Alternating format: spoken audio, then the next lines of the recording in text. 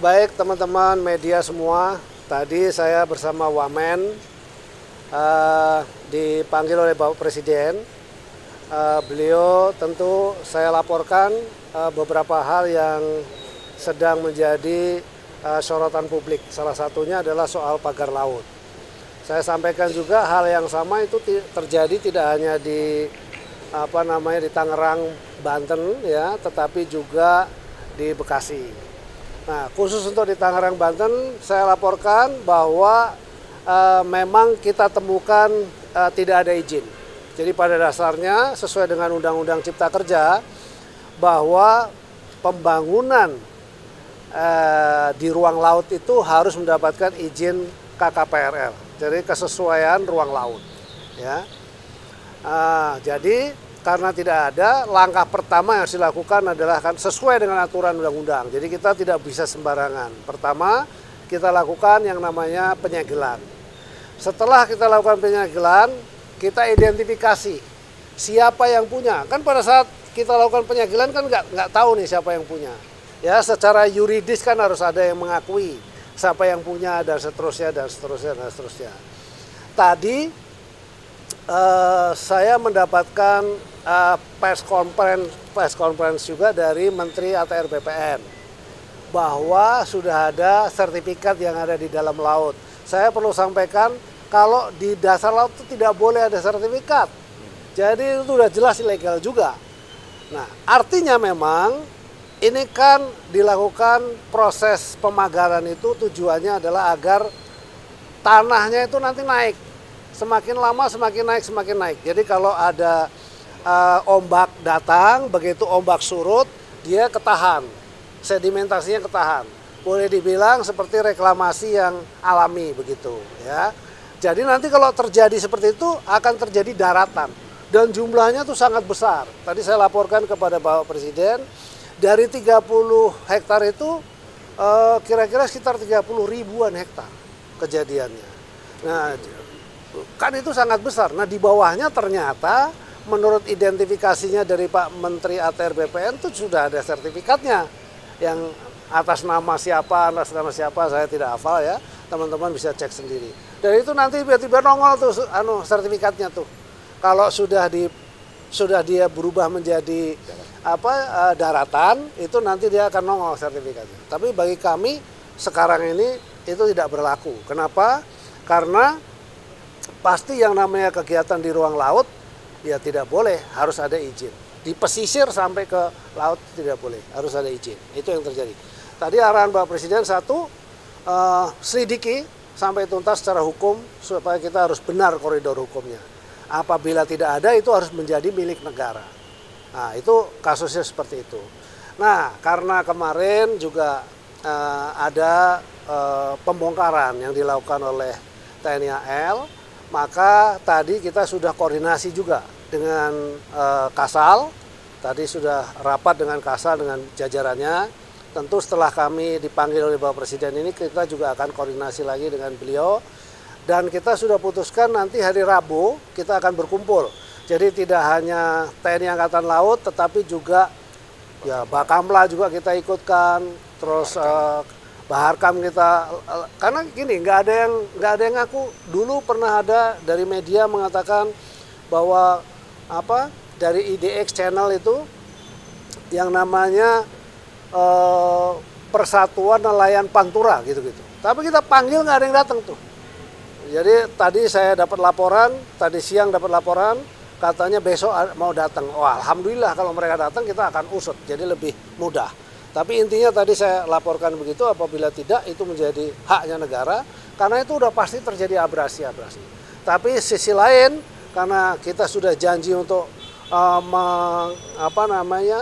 mencabut, maka nanti secara bersama-sama dengan seluruh pihak, ya supaya tidak salah juga. Kalau KKP sendiri yang cabut nanti bisa digugat, dari tiba-tiba ada yang gugat kan repot. Secara hukum itu kita harus perbaiki. Jadi sesuai arahan dari Pak Presiden gitu. Pokoknya sesuai dengan koridor hukum dan kemudian saya bisa sampaikan di sini Rabu kita akan bersama-sama dengan seluruh pihak dan pada saat itu kita akan bongkar. Demikian.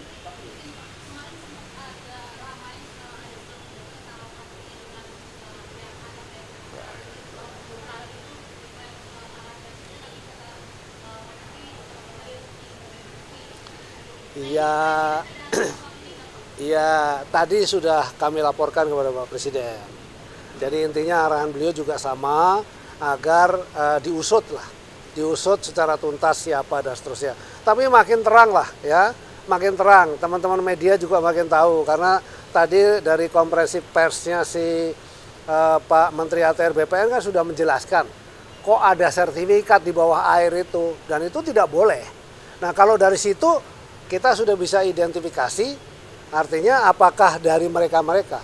Tapi kan kita tidak boleh menuduh juga ya. Nanti saya disu repot nih, saya takut juga kalau menuduh tanpa ada bukti. Jadi udah akhirnya tadi sepakat. Jadi bukan silang pendapat sebetulnya. Jadi saya sampaikan kepada Kasal tadi, saya harus ada bukti dulu Pak. Sabar ya, kita nanti batas waktu sampai dengan Rabu. Oke setuju. Maka nanti secara bersama-sama di Rabu dengan berbagai macam pihak. Jadi itu bagian dari approval hukum juga. In case kalau misalnya terjadi apa-apa, memang ada kesepakatan bersama antara Kementerian Kelautan Perikanan yang memang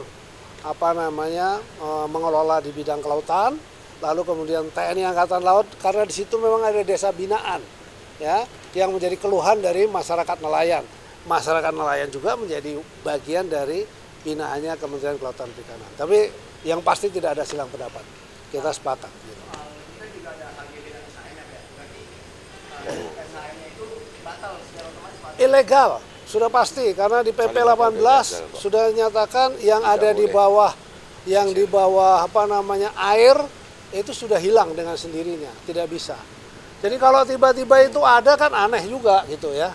Gitu, kira-kira begitu.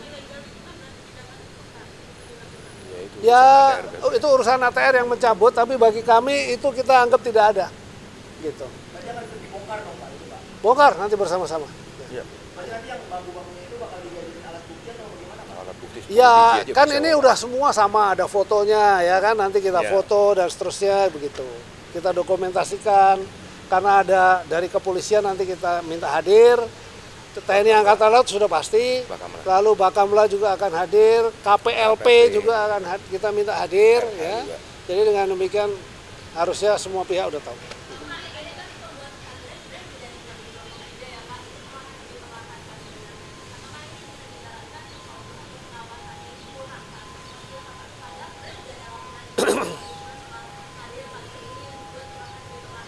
Masifnya kan di 2024 ya. Karena kita baru muncul ya. Karena dulu itu kan tempat nelayan yang membuat penangkaran untuk kerang. Jadi kita berpikirnya ke arah sana gitu. Tapi ketika dia terstruktur, maka itu adalah untuk menahan abrasi. Ya, kalau nahan abrasi nanti lama-lama jadi dangkal. Kalau dia jadi dangkal, kemudian akan menjadi daratan. Jadi tadi sih waktu kita diskusi dengan Bapak Presiden, wah kalau gitu jadi diambil negara aja. Iya, luas, bagus juga Pak kalau diambil negara. Tapi kan publik kan minta itu kemudian dicabut. Sudah kita sama-sama untuk kemudian dicabut. Nggak ada izin, nggak ada izin. Belum ada. Tapi kan HGB tadi Pak? HGB bukan di kita. Kan kita nggak tahu, saya nggak tahu kalau itu ada GP.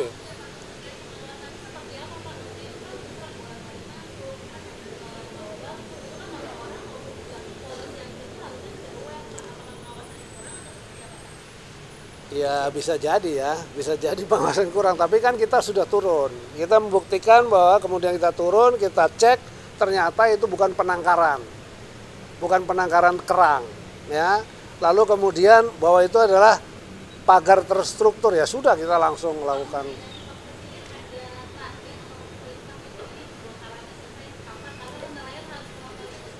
Tidak ada, tapi yang pasti kepentingan nelayan itu akan kita berikan keutamaan, tapi dari sisi hukum juga kita betul-betul, makanya harus bersama-sama.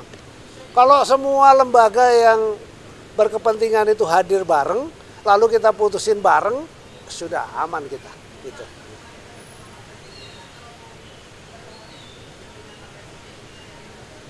Oh enggak, kita dong yang teknis di lokasi sana dengan TNI Angkatan Laut, dengan Kabar Hakam Polri, lalu dengan Bakamla gitu ya, kita hadir semua di sana.